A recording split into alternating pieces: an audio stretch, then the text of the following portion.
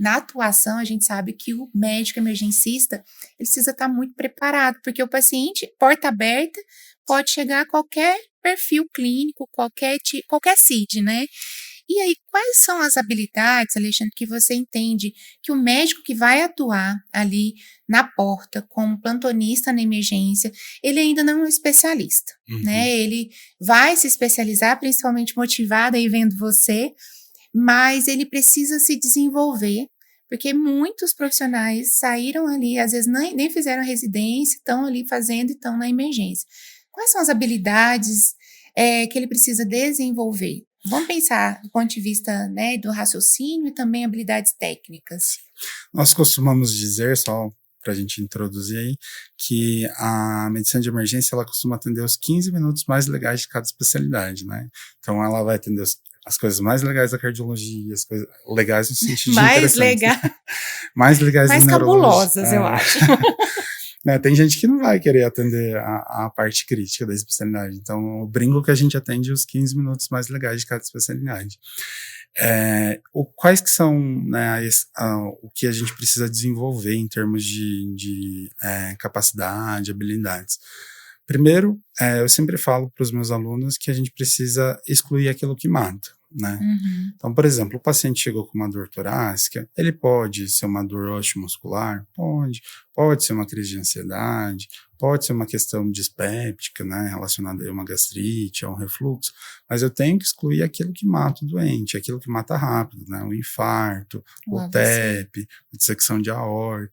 Então, primeiro de tudo, o colega que está dando plantão em emergência, na porta do pronto-socorro, ele tem que excluir aquelas questões que matam. Ele não precisa ser o super especialista que vai dar o diagnóstico de algo raro. Ele precisa saber identificar as questões potencialmente graves, estabilizar esse paciente e, se for o caso dele ficar hospitalizado, dar o direcionamento correto para que esse paciente tenha um segmento adequado. Eu gosto bastante da sepse como exemplo. Se a gente faz o primeiro atendimento do paciente em sepse adequado, a sobrevida dele aumenta absurdamente, né? Então, o estar preparado para fazer um primeiro atendimento é fundamental. Nisso a gente precisa de conhecimento teórico, né? Nisso a gente precisa de um raciocínio clínico, às vezes um pouco mais ágil, né? Não é a hora da gente ficar perguntando se a casa do paciente é de tijolinho, se a água dele é encanada, né?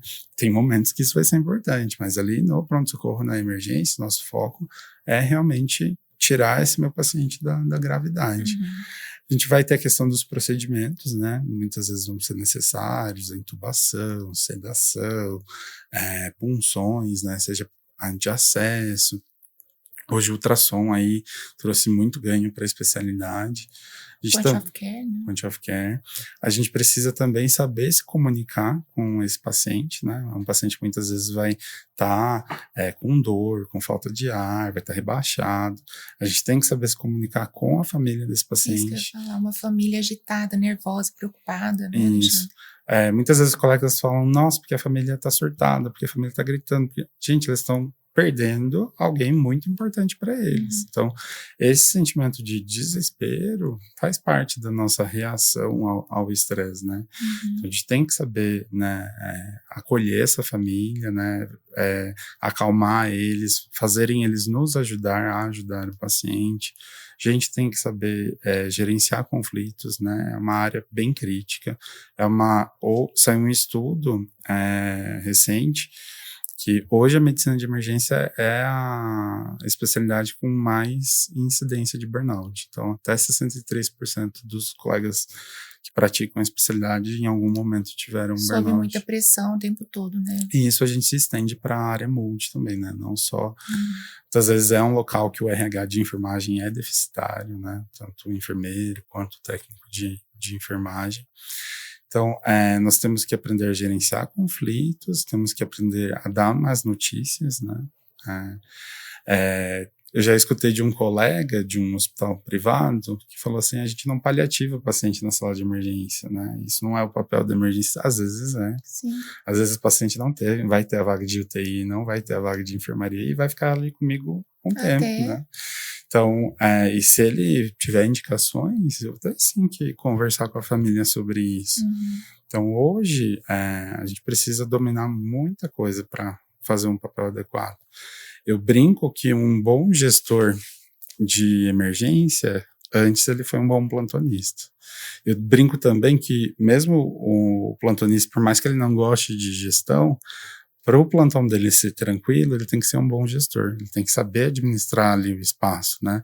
Aquele paciente pouco crítico, né? Eu dar um desfecho rápido para ele, vou mandar ele para observação, vou mandar ele para enfermaria, vou dar alta para casa, né? Se é um colega que não sabe muito bem manejar isso, vai acumulando pacientes lá dentro do setor, e eu não consigo dar a atenção adequada para o meu paciente grave, né? Para aquele que eu realmente preciso gastar meu tempo, minha energia, meu conhecimento. Então, o bom plantonista, ele também tem que ser um bom administrador do setor. Administrador de tempo, né, de espaço, e você falando, vem vários flashback total, porque a emergência, se você não organiza o seu fluxo de atendimento, vai criando um gargalo na instituição, né? Sim. Porque eu tenho pacientes que eu não sei o que fazer com ele ainda, porque eu não defini com o médico, né? Não definiu conduta, e aí esse paciente pode ficar um tempo a mais do que é necessário e fazendo com que aumente aí as demandas de RH, demandas de medicações sem necessidade, né, Alexandre?